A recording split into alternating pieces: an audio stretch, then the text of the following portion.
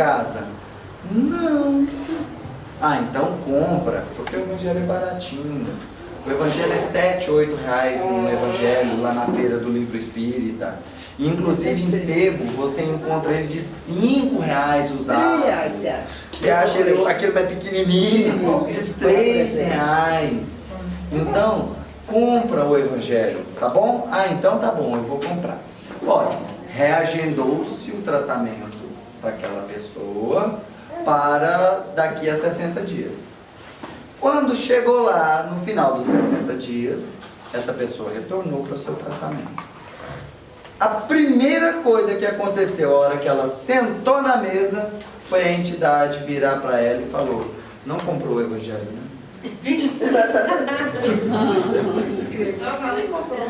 Não, ela nem comprou. Ela ficou tão sem graça.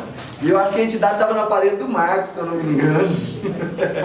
Ele fica inconsciente, ele não lembra. Mas chegou e deu uma dura nela. Falou assim: como que você quer melhorar? Como que você quer ficar bem? Você não mudou nada. Tudo que foi orientado para você, você não fez nada. Aí não tem jeito. O que a gente pediu, você não ora, você não melhorou seus pensamentos, você não melhorou o seu comportamento com relação aos seus pais. Era uma jovem, virou para ela e falou: você lembra que a gente falou para você, até para você ler a oração do perdão lá do evangelho, para você se reharmonizar com seus pais, para você entender que você tem que ter gratidão pelos seus pais e não transformar a vida dos seus pais no inferno.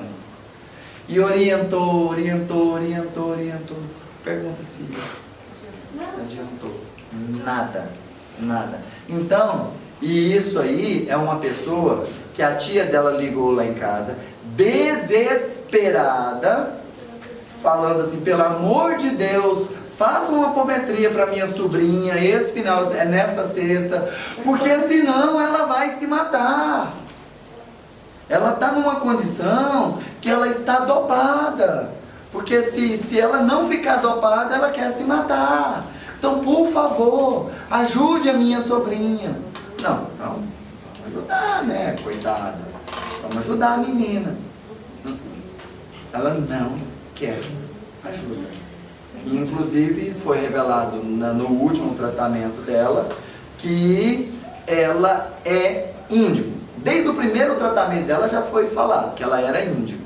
Só que vocês sabem que o índigo, ele é um espírito que ele é rebelde.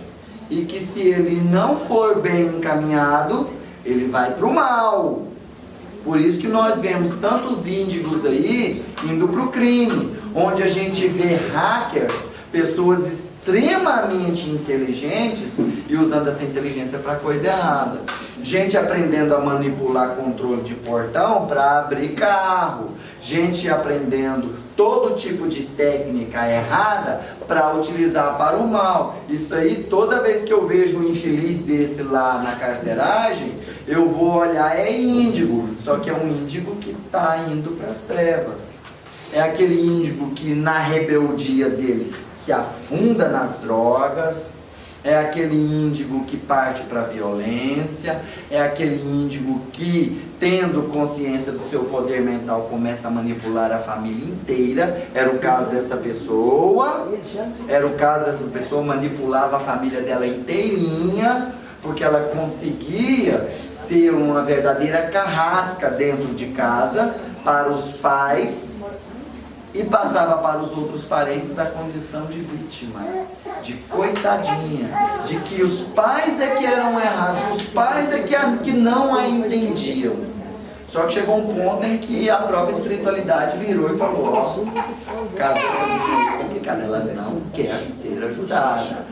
Ela é o seguinte, ela quer mandar na família. Quando a família impõe qualquer barreira, aí ela surta, faz qualquer tipo de besteira, se dopa e toma remédio, igual o dia que ela pediu a mãe dela querendo um remédio para dormir. A mãe dela foi e falou assim: eu vou te dar um comprimido. Eu quero 2. A mãe dela falou, você não pode tomar 2, o médico falou que você não pode. Eu quero, e começou a xingar a mãe dela. A mãe dela entregou a cartela inteirinha na mão dela e falou, você é maior e vacinada, você sabe o que você faz. Ela tomou a cartela inteira. Então, gente, é muito importante que tenha a orientação que o mestre acabou de falar.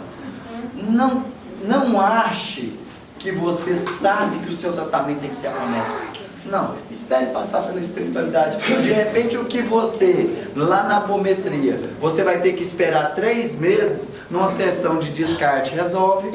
Ou até no passe. Num passe resolve. Numa sessão médica de uma terça-feira resolve. Um vento solar resolve.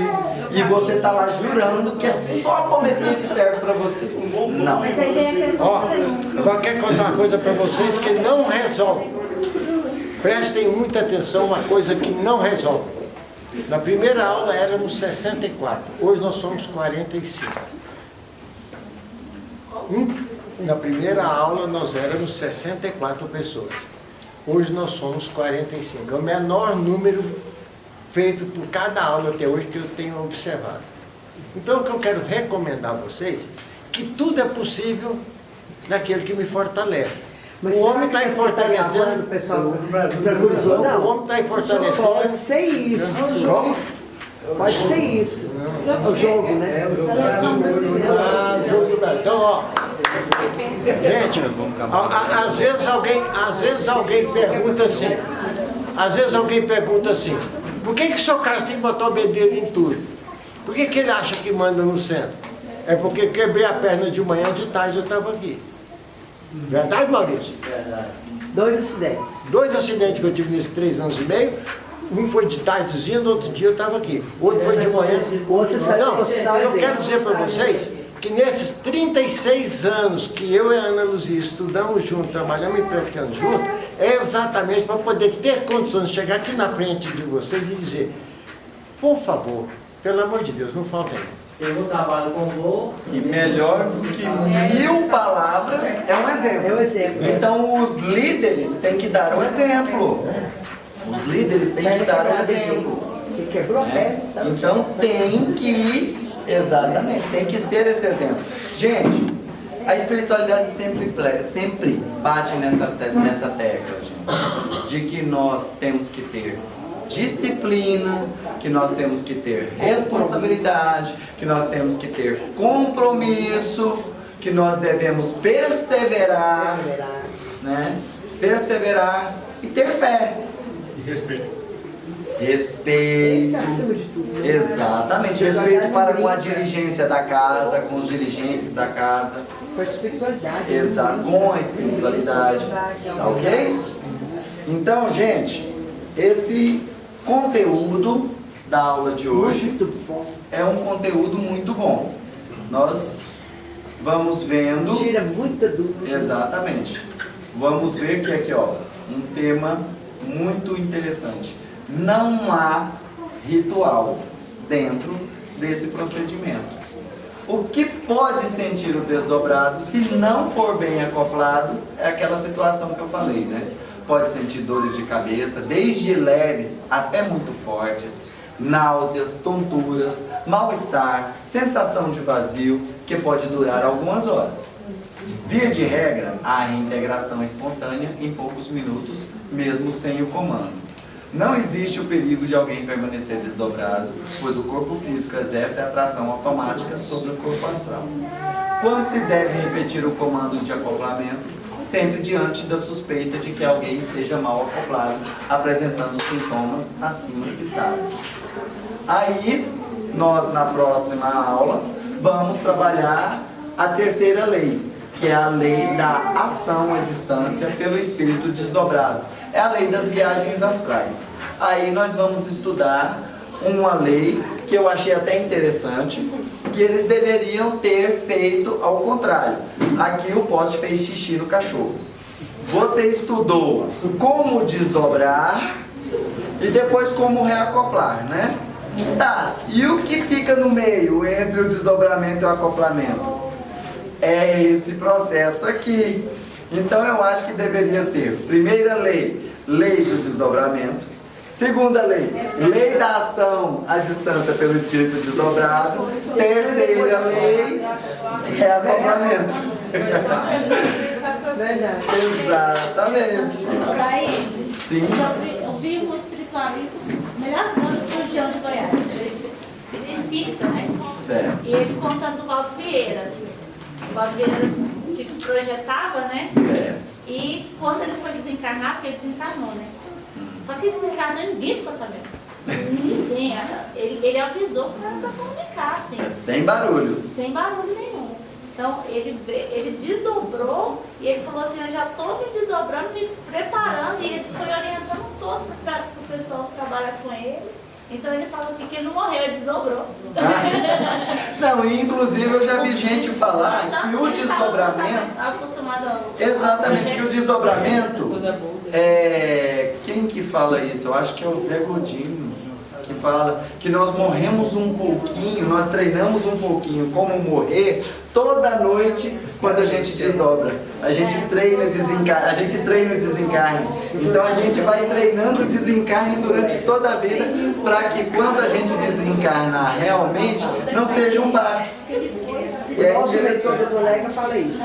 Fala Nós também. morremos a cada noite um pouquinho, estamos treinando. Exato, estamos treinando para Para desencarnar, desencarnar. não é? Então vocês vão ver que na próxima aula nós vamos falar sobre a lei das viagens astrais. E aí nós vamos exemplificar para vocês aqui os procedimentos que podem ser feitos, desde a pessoa se desdobrar para poder fazer um trabalho dentro do Congá, a fazer um trabalho na casa do consulente, a ir para uma colônia espiritual ou ir para o outro lado do planeta para poder prestar um auxílio, fazer uma cura lá, fazer um tratamento. E nós vamos ver estas hipóteses através disso aqui. Como eu disse a vocês, recomendo que vocês estudem, porque esse material, gente, não é taxativo, ele é exemplificativo. Esse material, esse conteúdo que eu passo para vocês, não é o fechamento absoluto. Você vai sair daqui doutorado em desdobramento, em viagens astrais. Não. Busquem conteúdo através de livros de viagem astral, através de vídeos, através de conhecimentos outros, de outras fontes, além da apometria. Dentro do trabalho de Umbanda tem livros que trabalham só sobre o desdobramento, sobre a viagem astral, tem cursos como eu já falei, como eu até já falei, tem um curso inteiro do professor Laércio, que é sobre viagens astrais. A Tuane, inclusive, estava fazendo ele, não sei se já terminou, né, Tuane? Ainda não, né? Tá certo. Então, ele ensina você, e ele é um curso interessante, porque ele é em 10 aulas. Ou seja, aí você vai falar, nossa, eu vou fazer esse curso em 10 dias eu vou estar especialista em viagem astral? Não, porque é um curso de 10 semanas. Porque ele ensina você a assistir uma aula por semana, e no final dessa aula ele ensina uma técnica para que você a pratique no decorrer daquela semana. Até ele começar a ensinar as técnicas de saída do corpo e ir aperfeiçoando até que você consiga fazer a viagem astral de uma forma que é maravilhosa, consciente. Então é muito bom. Sim? Eu já vi na literatura estudo de casos de pessoas que são tratadas no tratamento apométrico, pessoas que decidiram fazer o desenvolvimento da viagem astral desvinculado de grupos com tratamentos edificantes, simplesmente para expandir o deleite. Ou o deleite. O que acontece em muitas ordens iniciáticas do desenvolvimento anímico, né?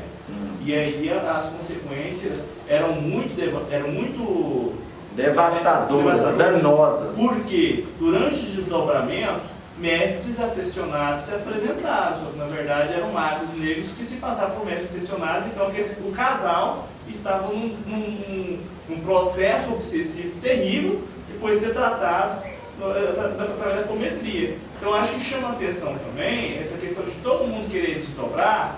Se tivesse a necessidade de desdobrar em casa, essa aptidão teria vindo naturalmente, como a gente vê em algumas pessoas que, através da preocupação com os desdobramentos, vieram. Porque não é bonito. Porque o ambiente espiritual, que vai se encontrar. Mediunidade é a percepção do ambiente espiritual.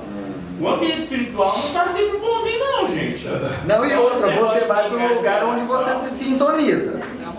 Você se sintoniza, igual, por exemplo, conhecimento, você praticar o desdobramento sem vamos dizer, estar alicerçado num propósito edificante, num trabalho alicerçado na espiritualidade, aí o que vai acontecer? Você não vai estar acompanhado pelos nossos mestres, pelos mentores, pela espiritualidade superior. Você não vai estar acompanhado por eles.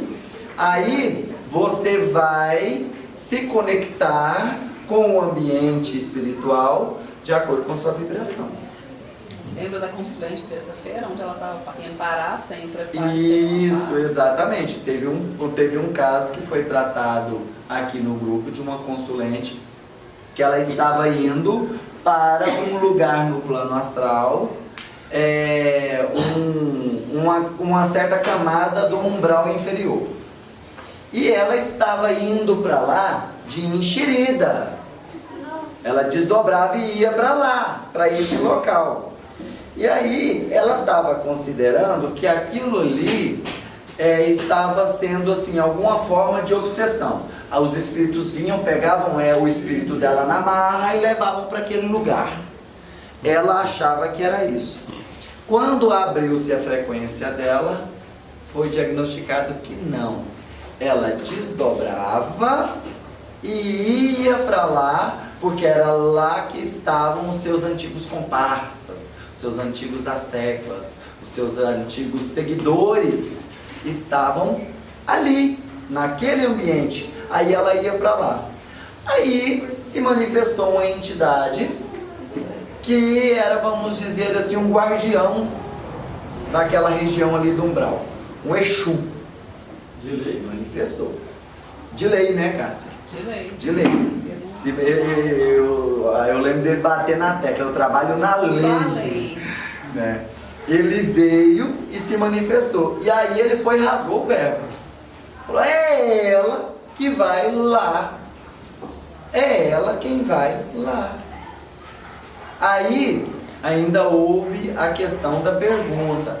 Falaram assim, mas se ela está indo de enxerida, não cabe a você bloquear e evitar que ela entre?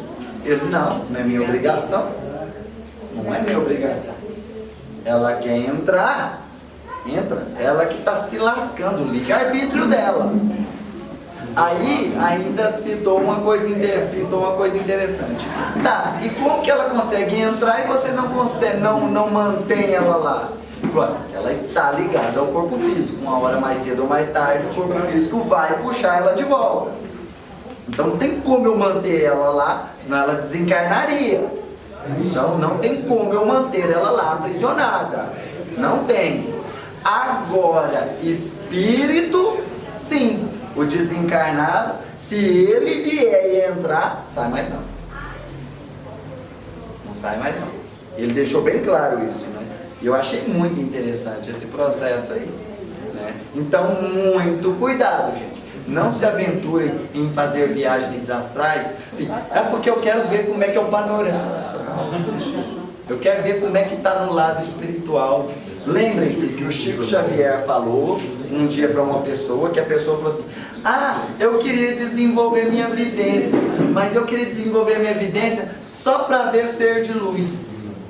Ele virou para ela e falou, filha, em mais de 50 anos de atividade mediúnica, mais de 90% do que eu vejo até hoje é trevoso. É espírito sofredor, é espírito maligno. Oi? Se for para ser de luz, não tem nada. Exatamente. Ele falou assim, 10%, desses 10%, que não é treva, não é sofrimento, aí uns 9% está num estágio mais ou menos, e somente 1% aí sim está num estágio mais evoluído. O resto é treva. E isso eu estou falando para você da minha experiência de mais de 50 anos de atividade mediúnica. Então isso é muito importante que vocês tenham essa consciência, gente.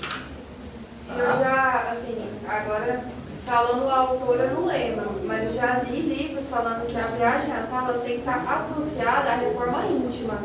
Não pode fazer uma sem fazer a outra. Exato. Porque você vai por sintonia. Exato, eu acabei de falar. Você vai para um lugar de acordo com a sintonia que você está.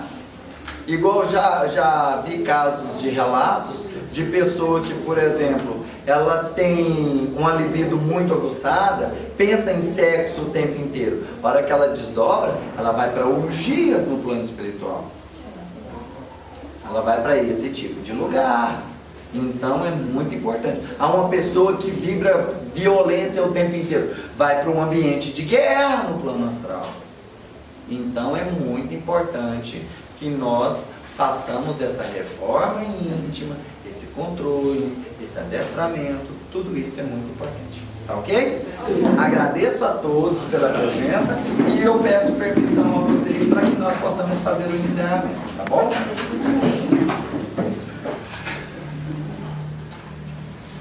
Pai Celestial, Senhor de infinita bondade e misericórdia, Jesus Cristo, nosso amado Mestre Maior, Maria, nossa Mãe Santíssima, e toda a espiritualidade superior, todos os mestres, todos os nossos amparadores, toda a hierarquia planetária, em especial a hierarquia espiritual desta casa, a Cabocla Jurema, e a toda a equipe espiritual que assessora, que orienta, que guia, que ampara os trabalhos desta casa. Humildemente nos colocamos diante de vós neste momento, ó Pai, ajoelhados em espírito, para agradecer-vos pela oportunidade que tivemos de mais este momento de confraternização, de aprendizado, de simpatia, de entendimento, de esclarecimento, de crescimento. Agradecemos do fundo do coração pela presença de cada um dos irmãos que aqui se encontram, encarnados e desencarnados. E é com este sentimento de gratidão no coração, ó Pai, que pedimos permissão para encerrar este momento de luz, de paz e confraternização com a oração que teu Filho amado, nosso Senhor Jesus Cristo, nos ensinou. Pai nosso que estais nos céus, santificado seja o vosso nome. Venha a nós o vosso reino. Seja feita a vossa vontade, assim na terra como no espaço. O pão nosso de cada dia, dai-nos hoje, Senhor. Perdoa, Pai, as nossas ofensas, assim que perdoarmos a quem nos tem ofendido. E não nos deixeis cair em tentações, mas livrai-nos, Senhor, de toda a prática do mal, agora e sempre, que assim seja.